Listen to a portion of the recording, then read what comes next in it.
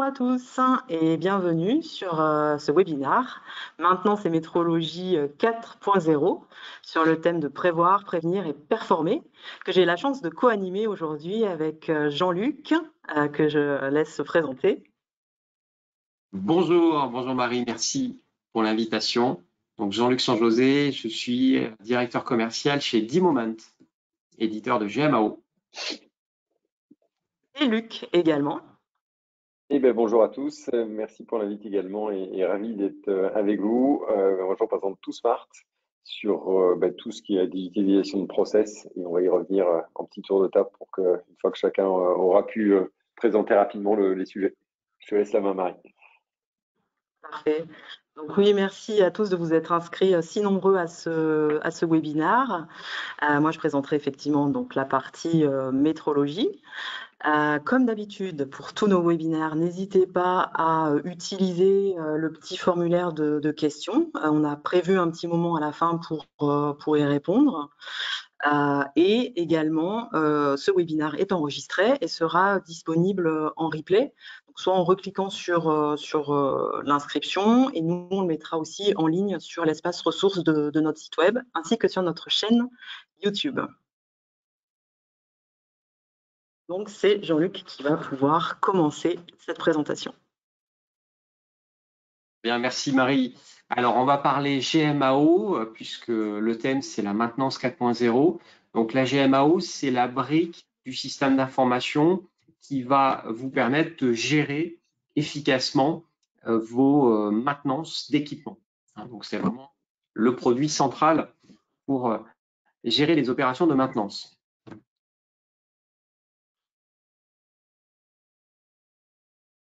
Alors, on va revenir sur les enjeux de la maintenance 4.0. Le premier enjeu, c'est la collecte de données. Pour pouvoir réaliser une bonne maintenance, il faut s'appuyer sur des données d'exploitation des équipements. Donc ça, c'est le premier sujet. Et pour ça, on va s'appuyer sur des logiciels du système d'information, comme votre gestion de pilotage de la production, le MES, ou vos supervisions, vos SCADA, ou pourquoi pas vos objets connectés, vos IoT, comme on dit. On va ensuite analyser toutes ces données.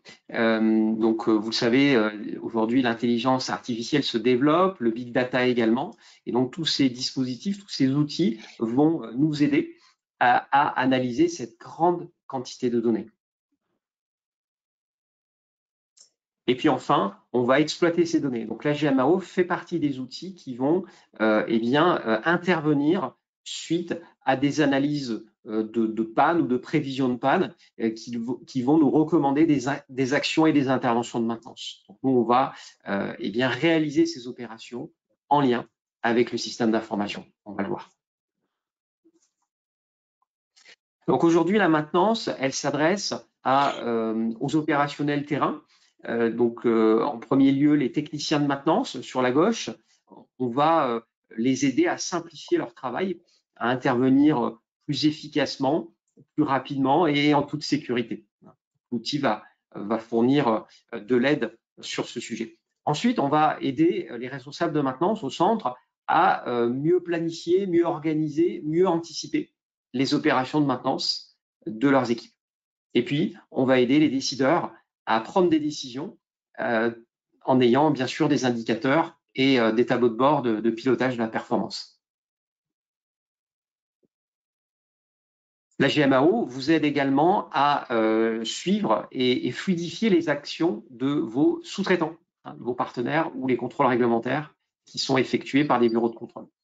On va également fluidifier la communication entre les services pour une meilleure communication entre la production et la maintenance. C'est ce binôme-là que l'on veut aider dans les projets GMAO. Et puis enfin, on va, grâce à l'interopérabilité avec les autres solutions du système d'information, réaliser cette continuité numérique qui est vraiment le pilier du 4.0. Voilà, en une phrase, notre ambition, c'est de vous accompagner dans la digitalisation de votre fonction maintenance, avec une bonne gestion des processus et surtout une très grande ouverture et une interopérabilité avec votre système d'information. Les gains de la GMAO, la gestion de la maintenance assistée par ordinateur, sont aujourd'hui, vous pouvez les trouver au travers d'études comme celle-ci que l'on cite. On va vous aider avec cette solution à augmenter la disponibilité de vos équipements, à améliorer la durée de vie de vos équipements. On augmente de presque 50% quand on entretient bien l'équipement, sa durée de vie. On va réduire les temps d'intervention grâce à une meilleure recherche de panne, une meilleure recherche de documentation et puis surtout une analyse des historiques. Et puis, on va aussi réduire les coûts et déjà les mesurer et donc les réduire après les avoir mesurés. La GMAO, en quelques briques, c'est une gestion des équipements, une gestion des ressources humaines et matérielles. On va gérer des tiers avec des sous-traitants et des fournisseurs avec lesquels on va gérer des contrats. Ensuite, le cœur du sujet, eh bien, c'est l'intervention de maintenance via des bons. Et ces bons d'intervention peuvent être des bons en réponse à des demandes curatives ou un plan préventif que vous avez programmé et qui va générer des plannings et des interventions périodiques. On va également vous notifier et vous alerter sur les réapprovisionnements de stock. Vous allez pouvoir faire des inventaires de stock dans la solution et vous allez pouvoir programmer et réaliser des achats et donc piloter vos budgets. Voilà, ça c'est le périmètre fonctionnel de la GMAO. Ayez-le bien en tête.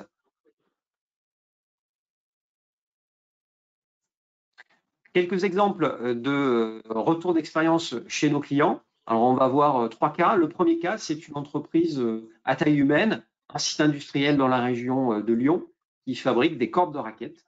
Voilà. La société Babola. Cette entreprise nous a fait la gentillesse de nous faire une vidéo que vous pourrez retrouver sur YouTube, Babola 10 Moment, et vous pourrez retrouver le retour d'expérience en 4-5 minutes et les interviews des utilisateurs. En synthèse, la solution de GMAO a permis de digitaliser le suivi maintenance qui est fait sur le site industriel et logistique et donc de le faire plus efficacement qu'en papier et en Excel. Donc la GMAO évite les pertes de données et a permis de supprimer le papier. Et en quelques mois, on a pu constater une très bonne adhésion de l'équipe maintenance, ils sont 8, et une très bonne adhésion des équipes production et logistique qui font des demandes au service de maintenance. Donc, on a pu construire une base de connaissances qui améliore au quotidien les actions des services de maintenance et on leur permet, avec toute cette base de connaissances, d'avoir une bonne analyse des données pour prendre des décisions et faire des changements. Voilà pour Babola. Deuxième cas client, Beneteau. Vous retrouverez également une vidéo sur YouTube ou sur les autres réseaux, 10 Moment Beneteau. Donc, fabricant de bateaux, là, on monte d'un cran, on est sur une ETI, entreprise de taille intermédiaire, avec plusieurs usines. Et donc, là, l'objectif, c'était d'harmoniser un référentiel de maintenance sur l'ensemble des usines de fabrication de composants pour les bateaux. D'harmoniser les méthodes de maintenance, de partager des plans préventifs, d'avoir des indicateurs en commun et aussi de se connecter à l'ERP. Donc, les résultats observés par le déploiement de la solution au bout de quelques mois, ça a été une amélioration de la traçabilité des interventions grâce notamment à l'application mobile qui permet au pied des machines de pouvoir tracer, prendre des photos, réaliser des opérations dès que ça se produit. Donc, meilleure traçabilité, un meilleur suivi et donc de meilleures analyses, un petit peu comme chez Babola. Et puis, le plan préventif a permis également de sécuriser et de fiabiliser les opérations de maintenance, notamment réglementaires, et donc d'être en conformité avec la loi. Voilà pour Beneteau. Et puis, troisième et dernier cas, là, on monte encore d'un cran, on est à l'échelle mondiale et on voit un grand groupe qui nous a confié le déploiement de 60 usines dans le monde. Alors, ça ne s'est pas fait en 2 jours. On a mis 6 ans pour déployer ces 60 usines au fur et à mesure. On a élaboré, bien sûr, un cadrage avec un référentiel de maintenance monde qui a été validé par l'Allemagne et la France. Ensuite, on est allé déployer ce référentiel de maintenance usine par usine. Et on nous a confié donc ces 60 usines en Amérique du Nord, en Amérique latine, en Europe, un petit peu au Maghreb et en Asie. Voilà, donc 60 déploiements réalisés sur des usines qui font un même métier, fabrication de sièges automobiles. Ce constructeur Adient est le premier constructeur mondial de sièges auto. Et on va équiper des usines qui fabriquent de la mousse, d'autres qui fabriquent du textile et d'autres qui fabriquent les barres en métal. Donc, on a aussi adapté notre référentiel de maintenance à 3 entités complètement différentes pour vraiment adapter les modèles à chaque fonction. Les gains constatés, c'est la standardisation, les mêmes règles et méthodes partout, des indicateurs de performance qui sont également identiques et comparables d'usine à l'autre. Donc, on déploie le plan, on déploie la stratégie. Et puis, une économie bien sûr, sur la fonction maintenance en termes de pilotage et de budget. Gros travail aussi d'interface avec SAP sur ce déploiement et les systèmes d'achat. Merci beaucoup, Jean-Luc, pour ces cas clients très concrets et qui permettent de bien voir tous les bénéfices que la GMAO peut apporter en réponse aux différentes problématiques et aux enjeux qu'on rencontre. Donc maintenant, moi, je vous propose de faire un petit zoom sur la métrologie en lien avec la GMAO et avec toutes les autres briques du système d'information, avec un petit rappel quand même des enjeux de la métrologie 4.0. Là, on est vraiment sur un secteur plus très métier, un secteur de niche. Donc, par rapport à la thématique là de prévoir, prévenir et performer, et en rappel avec ce qu'a présenté Jean-Luc sur la collecte des données, en fait, le rôle de la métrologie, ça va vraiment être de garantir la fiabilité des données. En effet, on est à l'ère de l'industrie 4.0, du big data, de l'intelligence artificielle.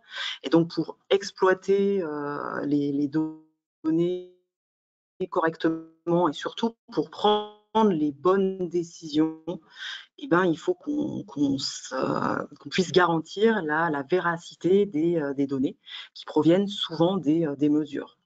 Donc c'est là que la métrologie a tout son rôle à jouer pour également anticiper et limiter les non-conformités, donc dans l'exploitation, dans le suivi des dérives. Donc ça, c'est pour vraiment notre volet de prévenir. Et tout ça, ça ne se ferait pas, bien sûr, sans l'implication, la montée en compétences et le travail collaboratif de l'ensemble des équipes, que ce soit en maintenance, en production, en qualité, pour vraiment gagner en productivité. C'est les objectifs pour performer.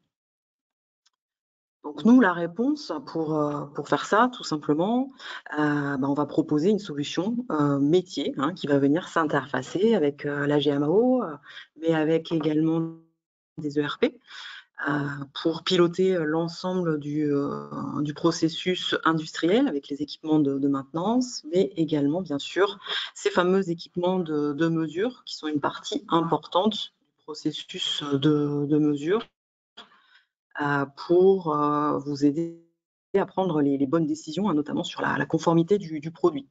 Donc, on a un logiciel de métrologie, Optimu, qui permet de gérer les instruments de mesure, de faire les étalonnages vérifications et également de mieux maîtriser les risques associés aux mesures grâce à des outils de statistiques et d'évaluation des incertitudes de mesure. Et il va pouvoir, du coup, s'interfacer complètement à l'ensemble de la chaîne numérique par le biais de connecteurs. On verra un exemple tout à l'heure.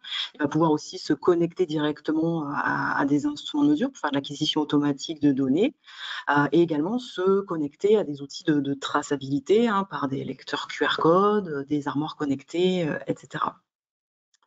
Donc là, à ce stade, je voulais déjà vous poser vous faire travailler un petit peu et vous proposer de participer à un petit sondage en vous demandant, vous aujourd'hui, comment vous gérez votre parc justement d'équipements de mesure.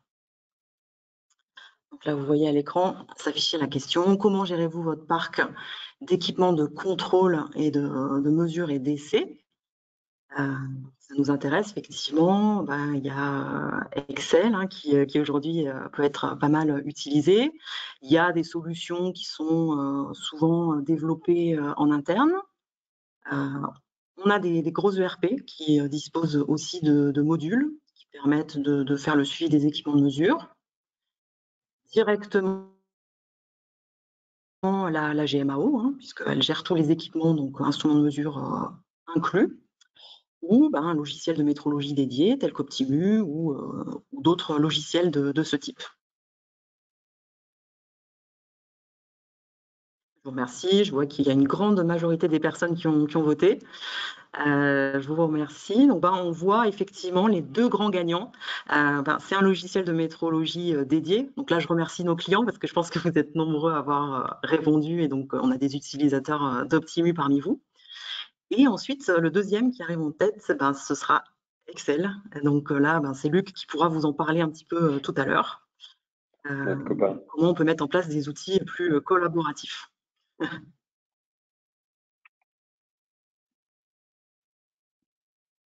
Merci d'avoir participé à ce sondage. On va continuer effectivement avec toujours les enjeux, puisque la métrologie, elle est vraiment en lien aussi avec le système de management de la qualité dans l'entreprise, hein, avec la norme pilier qu'on connaît tous en termes de qualité sur l'ISO 9001, avec toute la famille de normes relatives par secteur d'activité, hein, pour l'aéronautique avec le N9100, l'IATF pour l'automobile. Dans le domaine de la santé, on a l'ISO 13485 pour les dispositifs médicaux et pour le monde du laboratoire d'essai, l'ISO 17025. Pour le pharmaceutique, après, il y a des exigences plus liées au logiciel pour ceux qui exportent aux États-Unis notamment, qui doivent répondre aux exigences de la FDA, Food and Drug Administration, pour garantir tout ce qui est intégrité, sécurité, authenticité, confidentialité des données. Mais sur les normes vraiment qualité, en fait, le point commun, c'est que votre entreprise, l'organisme, doit déterminer les ressources nécessaires pour assurer des résultats valides et fiables lorsque vous réalisez une mesure qui va être utilisée pour vérifier la conformité des produits et des services aux exigences. Donc la métrologie, elle a un rôle important à jouer ici. C'est là que l'expertise de Deltamu et le logiciel Optimu va vous apporter des bénéfices. On verra aussi par le biais de cas clients. Et Deltamu fait aussi autorité puisque nous, on pilote à l'échelle internationale la révision de l'ISO 10012, qui est vraiment la norme pilier pour tout ce qui est système de management de la mesure. C'est un peu l'équivalent de l'ISO 9001, mais pour la métrologie, où là, vraiment, le gros enjeu, c'est de gérer le risque d'obtenir des résultats de mesure incorrects qui pourraient avoir un impact sur la qualité du produit. Voilà. C'est pour vraiment montrer l'importance liée au processus de mesure et donc aux équipements de mesure dans votre entreprise. Donc là aussi, un autre petit sondage rapide pour vous demander, vous, chez vous, combien d'instruments de mesure vous gérez, vous êtes amené à gérer au quotidien. Il y a des parcs qui peuvent être variables en fonction de votre activité. Moins de 100, entre 100 et 500, entre 500 et 1000, plus de 1000. Je vois que ça vote rapidement, les votes montent. C'est assez bien réparti, hein, je vois. Je vais bientôt fermer le sondage. Mais je vois qu'on a à peu près un peu plus de 30% qui sont à moins de 100. Et après, le reste est assez équitablement réparti entre 100 et 500, 500 et 1000 et plus de 1000. Merci d'avoir participé à ce sondage. Maintenant, on va rentrer dans le vif du sujet avec vraiment le cas d'usage. Comment ça se passe, un connecteur entre la maintenance et la métrologie? Donc là, vous voyez une interface de D-Moment où on va aller créer tout simplement un organe de métrologie pour le gérer dans la GMAO. Et on va aller lui associer des bons de travail, puisque ce capteur de mesure, il est géré par les GMAO, mais il va devoir faire l'objet d'un bon d'intervention pour être étalonné. Et donc, toutes ces informations, elles vont remonter en automatique grâce au connecteur dans notre logiciel Optimu, que certains d'entre vous vont reconnaître. Et donc, on va directement récupérer les instruments qui auront été créés dans la GMAO. On n'a pas besoin de les ressaisir dans Optimu, mais on va les pouvoir compléter avec les informations typiquement métrologiques. Donc, la périodicité d'étalonnage, et puis surtout, là, on voit les tolérances, puisque quand cet appareil doit être vérifié par la métrologie. Ça va être par rapport à un référentiel normatif ou par rapport à des tolérances pour valider la conformité de l'instrument de mesure lors de son étalonnage. On récupère le bon d'intervention, ce qui va nous permettre directement, là aussi, de lancer l'étalonnage dans Optimu, saisir les mesures. On voit qu'il va directement établir la conformité par rapport aux tolérances qu'on aura renseignées dans Optimu. On termine l'étalonnage. Il va mettre à jour, bien sûr, la GMM dans Optimu, mais directement en automatique par le biais des tâches planifiées. Il va remonter, clôturer le bon d'intervention dans la GMAO, et ensuite l'ensemble des opérateurs pourront avoir directement accès depuis DIMO au certificat d'étalonnage et constat de vérification de l'appareil qui est venu clôturer le bon d'intervention. Voilà un petit cas d'usage rapide qui vous permet de voir en réel ce que permettent d'apporter les deux solutions quand elles sont interfacées. Et maintenant, quels sont les bénéfices qui peuvent en ressortir sur des cas clients, des cas concrets. Donc, on a l'exemple de Forêt Creux, qui est en région Rhône-Alpes-Auvergne également. Donc, c'est une PME, en fait, qui conçoit des barres à trous en acier et en titane.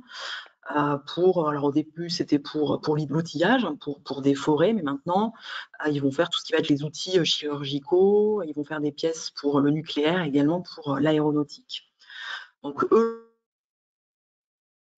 leur besoin au départ, c'était vraiment déjà de garantir la traçabilité du parc d'instruments de mesure, de réduire les coûts internes, passer moins de temps sur des opérations à faible valeur ajoutée de gestion, trouver les bons prestataires et étalonner au bon moment. Et bien sûr, d'améliorer toujours cette fiabilité des données connectées. Donc, on a mis en place le logiciel Optimu. Ils utilisent également D-Moment, ce qui a permis au quotidien, lors des audits, de garantir que l'ensemble des ressources métrologiques étaient bien raccordées, qu'on maîtrisait les périodicités, qu'on a pu même optimiser pour réduire les coûts et optimiser le temps de disponibilité des moyens de mesure sur site. Et ensuite, grâce à l'exploitation des données et à l'évaluation des incertitudes de mesure, pouvoir travailler sur la construction d'un modèle prédictif de conformité produit, c'est-à-dire de pouvoir directement identifier quels étaient les facteurs qui avaient le plus d'influence sur la conformité finale du produit, pour pouvoir améliorer la qualité, tout simplement, des produits qui étaient livrés. Pour finir, deuxième cas client en métrologie, donc Thales, sur la Ferté-Saint-Aubin. Donc on a aussi un webinaire un petit peu plus long qui présente plus dans le détail tout ce qu'il y a directement par le responsable métrologie, monsieur Adam, tout ce qui a été mis en place. Donc là, ils étaient vraiment challengés pour transformer le service métrologie et relever vraiment un défi sur la conformité et les coûts. 15 000 instruments de mesure à gérer et avec une question, est-ce que je dois internaliser cette prestation ou est-ce que je dois complètement l'externaliser, Ce sont des questions qu'on va se poser, où il faut mettre en balance à la fois les coûts et puis le maintien de la compétence et de la qualité en interne. Donc là, le choix qui a été fait, ça a été de déployer Optimu, en effet, pour garder la maîtrise vraiment du parc, avoir tout ce bénéfice du zéro papier et puis surtout des gains de productivité en connectant directement les instruments au logiciel Optimu pour faire l'acquisition de données et établir le certificat en direct. Donc, ce qui a eu des impacts aussi sur la qualité et qui a permis au laboratoire d'être certifié ISO 17025 et avec des gros gains de productivité, avec un pilotage amélioré en lien avec l'ERP également, et des études de fiabilité pour mieux étudier le comportement des instruments de mesure, anticiper leurs dérives et leurs remplacements, et donc s'affranchir aussi de toutes les études d'impact qui sont faites quand un instrument de mesure doit revenir non conforme. Je passe maintenant le relais à Luc. À vous expliquer autour des solutions métiers, quelles méthodes ils peuvent proposer pour améliorer tout ce travail collaboratif entre les équipes. Bon, là, il me vient la lourde charge de pouvoir finaliser par rapport aux différentes présentations et de Jean-Luc et de Marie. On a beaucoup abordé les thèmes de qualité, de sécuriser, de fiabiliser, de piloter, qui reviennent beaucoup dans nos problématiques. Là, vous avez une présentation de 2 outils métiers complets, experts de leur domaine, qu'intègrent en générique beaucoup de besoins métiers pour répondre au plus grand nombre. Et pour compléter le large champ fonctionnel de ces 2 outils, il y a des fois des besoins compléments spécifiques pour couvrir un élément très spécifique de l'entreprise, un trou dans la raquette dans le process, une interconnexion qui n'est pas faite. Là, vous avez 2 outils qui ont investi fortement pour se connecter entre eux, mais ce n'est pas toujours le cas. Et vous avez parfois des outils en interne qui ont besoin de se connecter avec et qui ne le sont pas. C'est tout ce job-là que TooSmart honore, avec des technos innovantes autour du no-code, du low-code, qui nous permettent de pouvoir faire le développement sur mesure pour digitaliser un process et l'automatiser. Voilà. Donc, ça peut être interconnecté, ça peut être porter de la valeur différemment. Notre but, c'est d'enrichir les outils, que ce soit la GMO ou la métrologie. Soit la vidéo, il faut couper le son, soit c'est moi qui suis en boucle au choix. Et sur la slide précédente, en fait, on vous montrait le côté méthode, méthode process expérience. C'est-à-dire que nous, notre job, c'est de partir de l'usage. On a un mantra, on part de l'usage des utilisateurs pour faire la continuité numérique dont parlait Jean-Luc tout à l'heure et collecter les données. La réussite de l'application, nous, notre posture, c'est de dire qu'elle repose sur la participation des utilisateurs et le respect des exigences du métier. Donc, on va analyser tout le process dans le but de digitaliser et d'automatiser. Grosso modo, on va traduire en fait le besoin techno en parlant de l'usage. Et justement, en parlant de la techno, la première brique, c'est celle qui est sous vos yeux, c'est le côté cartographie, puisqu'on va venir dessiner le process pour ensuite créer l'application. Donc ça, c'est un point qui est super important. Je voulais vous partager un petit sondage aussi pour voir comment les process en interne, s'ils étaient formalisés ou dessinés. C'est Marie, c'est toi qui as la main. Oui, tout à fait. Si on les a. L'idée, en fait, c'est de démarrer sur une forme d'idéation pour connaître la société, connaître le fonctionnement du process en question, les intervenants, tout ce qui est point de douleur, les axes de valeur qui sont attendus. Et on fonctionne via des interviews avec les dirigeants, les personnes concernées. Et la modélisation que vous avez eue à l'écran, en fait, fonctionne sous différents angles. Vous avez l'étape 1 pour travailler, c'est tous les intervenants et toutes les étapes. Vous avez toutes les étapes à la verticale, les intervenants à l'horizontale. Et si on reprojette la vidéo, c'est pas très grave, on le reprendra a posteriori sur l'usage de chacun. Et il y a un tout petit problème technique. Il y a le sondage qui a disparu. Je ne le retrouve pas. Marie, c'est pas grave. On va le dérouler comme ça. Après, on va pas s'y retrouver sur le côté timing. Et du coup, relance la vidéo permettra à chacun de se reprojeter. Donc là, vous avez à la verticale les différentes étapes, à l'horizontale, différents intervenants. Et une fois qu'on a on va schématiser le process.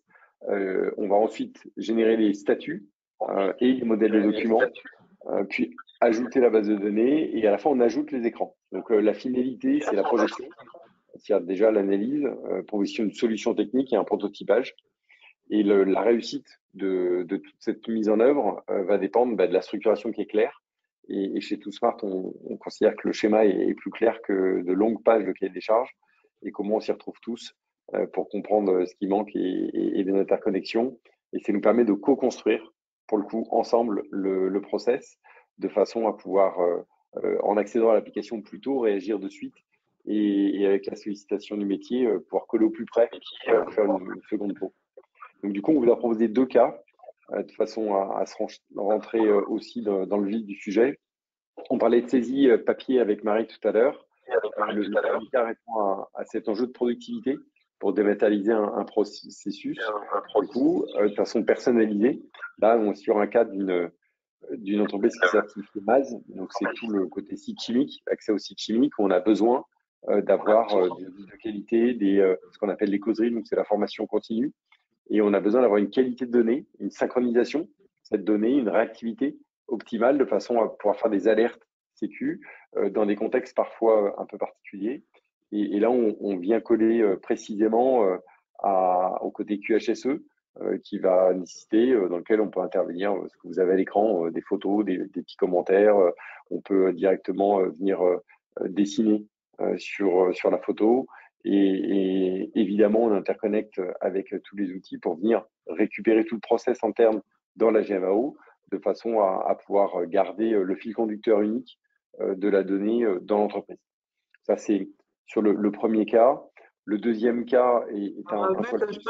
Si tu veux, avant de passer au deuxième cas, j'ai retrouvé les sondages. Ah ben les parfait. élèves du direct. Alors vas-y, on Donc, les lance. je vais pouvoir lancer le sondage. Cool. Vas-y. Alors le premier, c'était de savoir comment vous aviez vos process internes, s'ils étaient formalisés et dessinés, ou est-ce qu'ils étaient dans la tête de certains et que du coup, fallait aller rechercher et creuser à la frontale dans le cerveau, ce qui est moins pratique. Donc, est-ce que ces process sont formalisés? Donc, sur le sujet, donc formaliser quoi? Bonne nouvelle, vous êtes peu nombreux, mais ça arrive encore beaucoup. De tête, ça c'est un des points qu'on retrouve. Je suis même surpris. Et c'est une belle chose pour le coup parce qu'il y a une belle maturité. Vous avez déjà tous conscience à grande majorité de l'importance de le faire. Soit c'est déjà bien organisé chez vous, soit c'est en bonne voie.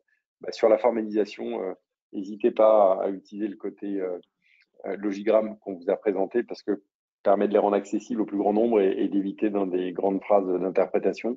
Au moins, un schéma est assez simple. Donc, en majorité, vous êtes en bonne voie et sur une trentaine de pourcents, tout est bien en place. Donc, c'est cool. Merci. Et à la limite, on peut enchaîner direct avec le deuxième, puisque j'avais une curiosité. On parlait d'Excel tout à l'heure et on avait anticipé le point de savoir. Non, sur le deuxième sondage, Marie, si tu peux, rentrer directement sur le deuxième sondage. C'était de savoir combien de fichiers Excel vous utilisez au quotidien pour venir compléter vos outils. Excel, c'est à peine 1,5 milliard d'utilisateurs dans le monde, donc on sait que c'est toujours présent dans les stacks, mais c'est voir un petit peu comment vous les utilisiez, s'il n'y en avait aucun, ce qui est évidemment pas le cas, et après voir si vous en étiez juste quelques-uns qui traînent ou il y en avait quand même beaucoup, puisque c'est quand même un peu souvent le cas. L'Excel est un shadow IT régulier, qui est malheureusement pas collaboratif et surtout pas automatisable. Donc nous, on s'y attache beaucoup. Notre job, c'est d'augmenter notre mission, c'est d'augmenter les collaborateurs et de leur permettre d'éviter les tâches chronophages et répétitives. Donc Excel, malheureusement, a ce défaut et ça nous permet de venir enlever cela et fluidifier tout le process. Donc vous en avez quelques-uns par-ci, par-là. Bon, quasiment tout le monde en utilise, pas tellement choquant, mais pensez à d'autres solutions pour sécuriser la donnée. Merci Marie, et sécuriser la qualité de la donnée. On voulait vous partager un dernier cas, qui est celui plus d'une exploitation de la donnée, justement. Là, c'est la société Repakes qui fabrique des joints. Alors, les joints, pas pour nos petits robinets, mais des joints pour très techniques, soit pour des centrales, des châteaux d'eau ou pour des Formule 1. Donc, des sujets extrêmement techniques et qui nécessitent d'avoir une nomenclature très forte, puisqu'on va, via l'application, récupérer toutes les commandes de vente qui sont dans le RP, en l'occurrence, récupérer tous les calculs de besoins en achat, récupérer tous les stocks et travailler sur un calcul d'approvisionnement en fonction de la nomenclature du produit, puisque chaque produit a une soixantaine de sous-références, c'est assez dense. D'ailleurs, historiquement, il fallait ouvrir une soixantaine de fenêtres pour avoir une idée du côté approvisionnement. Là, maintenant, c'est automatique dans l'interface. Donc, c'est l'énorme gain. C'est de travailler tout ce qui est en cours, de commandes d'achat, de vente et de stock, pour sur le même écran apporter la réponse. Donc, ça permet évidemment d'optimiser les stocks, d'optimiser les encours, et c'est un gain de temps, un gain d'énergie notable et qui évite toute erreur humaine, puisque pour le coup, là, c'est géré en dynamique, en automatique.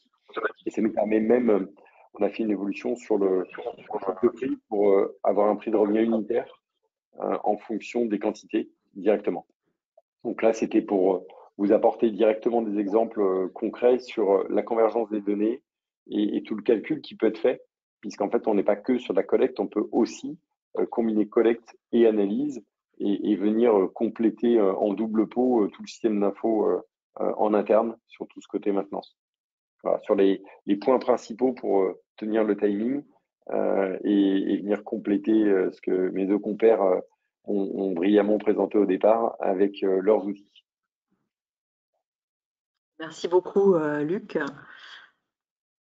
pour cette présentation. Donc maintenant, c'est le temps des questions, hein, si vous en avez. Donc n'hésitez pas à utiliser voilà, le petit onglet pour poser vos questions. Voilà, pour répondre peut-être à certaines interrogations par rapport à l'ensemble de ces applications, comment elles vont pouvoir s'interfacer, comment elles vont pouvoir se déployer. Donc, pour les solutions vraiment métiers, hein, métrologie et maintenance, on est quand même sur des solutions éprouvées, hein, qui existent depuis de nombreuses années, qui sont utilisées par plusieurs milliers d'utilisateurs et donc qui font l'objet d'un déploiement quand même assez simple. Pour la partie métrologie, Optimu, bah, c'est un logiciel qui va pouvoir se déployer en 4 à 6 semaines maximum, hein, en fonction du volume de votre parc, des modules que vous souhaitez déployer. Et on s'engage également à faire avec vous la récupération des données actuelles, que ce soit dans un fichier Excel ou dans un autre système, pour directement les intégrer dans le logiciel Optimu. Et voir avec vous également comment on peut s'interfacer avec les autres solutions. Donc, on a le connecteur avec Dimo, Dimo aussi qui peut s'interfacer. Jean-Luc, je te laisserai peut-être compléter avec d'autres ERP. Si tu veux répondre sur la partie déploiement. C'est exact. Donc, Dimoment peut se déployer en local si vous avez la solution Dimoment OM, bien en cloud si vous avez la solution Dimoment MX. Je parle pour l'industrie, bien sûr. Donc, nous, on va travailler avec les ERP du marché, notamment les ERP du mid-market, hein, de taille intermédiaire, Sage X3, Microsoft Dynamics Business Central, CJ XRP Flex. Mais on peut également se connecter à des plus gros outils comme SAP, que tout le monde connaît dans les organisations. La connexion se fait aussi avec la métrologie, on l'a dit, si vous êtes équipé, si vous êtes doté de solutions de métrologie, n'hésitez pas à coupler avec la gestion de maintenance. Et puis, je l'ai dit tout à l'heure, on peut se coupler aussi à la gestion de production, le MES, la supervision. Ce sont des outils qui ramènent et exploitent beaucoup de données. Donc, il y a du sens à les connecter à l'outil de gestion de maintenance pour déclencher des opérations d'entretien. Absolument.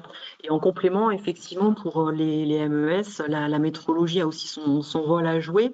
Donc, on s'interface, nous aussi, donc ça vous fait vraiment un panel complet avec des solutions de MES pour directement, à partir des valeurs qui sont surveillées dans le cadre du MES, faire le lien avec l'instrument qui est utilisé pour garantir son raccordement et sa traçabilité. Peut-être que Luc, tu veux compléter aussi, toi, comment tu veux pouvoir couvrir les fameux trous dans la raquette, hein, qui peuvent exister au-delà des MES, ERP, GMAO et métrologie. Ouais, alors c'était le point par rapport au délai dont tu parlais tout à l'heure qui est pertinent et qui revient souvent. Nous, il y a deux phases. En fait, la phase d'étude, surtout le côté cartographie, va dépendre évidemment des dispos des deux parties, mais on l'honore classiquement en 2 ou 3 mois parce que il y a besoin de temps de maturation et de le glisser dans le planning de chacun et regrouper les bonnes personnes métiers. Et après, la particularité, c'est qu'on arrive, même en développement spécifique, à sortir des projets en 3 ou 4 mois et pas au-delà. C'est-à-dire que l'enjeu clé pour la réactivité est que le plus près de l'usage, ce qui est notre mantra, c'est justement de le faire vite pour accompagner l'usage. Et ce délai du coup de 3-4 mois permet de garder une cohérence aussi avec le déploiement des outils GMAO de métrologie qui se font. C'est-à-dire qu'on est sur un rythme équivalent et on garde une belle dynamique pour que le projet s'honore dans les temps sans devenir un point de douleur parce que ça fait 9-18 mois qu'on est dessus comme classiquement. Et là, ça use tout le monde. On garde cet esprit commando où on déploie efficacement les sujets pour que ça s'honore dans une période courte. Absolument. Et donc ça, c'est vrai que tu mets le doigt sur quelque chose de clé et puis qui répond à des questions qui nous sont posées. Pour tout ce qui est transformation, le but, c'est bien sûr de remporter l'adhésion des équipes, hein, donc de les accompagner.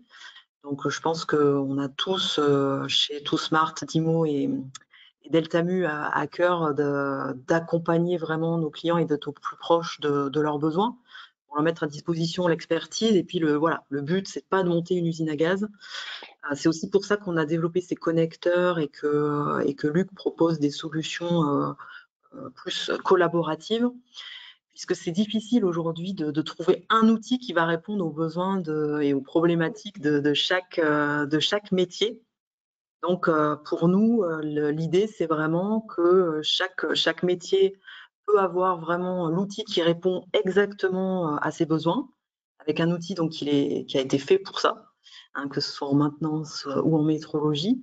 Et c'était pour vous montrer effectivement qu'il y a des solutions super simples, hein, comme l'exemple du connecteur que je vous ai montré, ou travail sur les process que propose Luc, qui permettent, voilà, en très peu de temps et sans tout bouleverser, de faire des gains très très rapides par rapport à votre organisation. De vous affranchir, voilà, des fichiers Excel qui sont pas toujours fiables, où il peut y avoir des erreurs de manip dessus. Donc voilà, le bon moyen, là, c'est pour répondre à une des questions qui vient d'arriver, pour intégrer la GMAO avec la métrologie quand on a déjà mis l'instrument sous Excel. Bah, c'est très simple, hein, c'est ce que je vous ai expliqué tout à l'heure. Nous, le fichier Excel, on va pouvoir le migrer et le récupérer directement dans Optimu, et ensuite s'interfacer en live avec la GMAO, hein, par le biais du connecteur qui est vraiment plug and play. Après, on peut l'adapter s'il y a des besoins. Mais voilà, l'interfaçage se fait directement. Quand on crée quelque chose dans la GMAO, ça remonte dans la métrologie et on va aller mettre à jour après le bon de travail. Là, je vois qu'il y a aussi des inquiétudes dans les questions qui sont posées. Attention à ne pas polluer la base de données Optimu avec des bons de travaux qui remonteraient de la GMAO. Est-ce qu'on peut les refuser? Oui, tout ça, après, ça va être paramétrable. Et le but, c'est d'aller sur du collaboratif. Donc, j'ai envie de dire, ces outils sont là pour travailler en bonne intelligence et puis faire en sorte que chacun gagne du temps. Donc, normalement, ça veut dire qu'il faut travailler en amont sur les process, comme le disait Luc, parce que c'est pas normal qu'il y ait un bon de travail qui vienne polluer Optimu. Normalement, s'il y a un bon de travail qui remonte dans Optimu puis la GMAO, c'est qu'il y a un besoin, quoi. Donc, voilà, je pense qu'il faut travailler sur le process pour que ça fonctionne bien. Merci pour ces questions. Je ne sais pas si Luc ou Jean-Luc, vous avez des choses à ajouter ou à compléter, mais on va pouvoir conclure dans les temps cette présentation. Merci beaucoup à tous les deux. Parfait. Merci beaucoup, Marc, pour l'invitation. C'était un plaisir. Un grand plaisir merci, Marie. partagé. Et puis, vous allez recevoir pour les participants, voilà, le petit certificat de participation. Et n'hésitez pas aussi à partager. Le replay sera disponible très bientôt. Et puis évidemment, vous avez nos coordonnées qui s'affichent en dessous. Donc, si vous avez besoin vraiment de plus d'informations, de démonstrations plus personnalisées, n'hésitez pas à nous contacter. Ce sera un plaisir de vous répondre. À très bientôt. Très belle journée Au revoir à tout le tous. À monde. bientôt. Au revoir. Merci. Merci.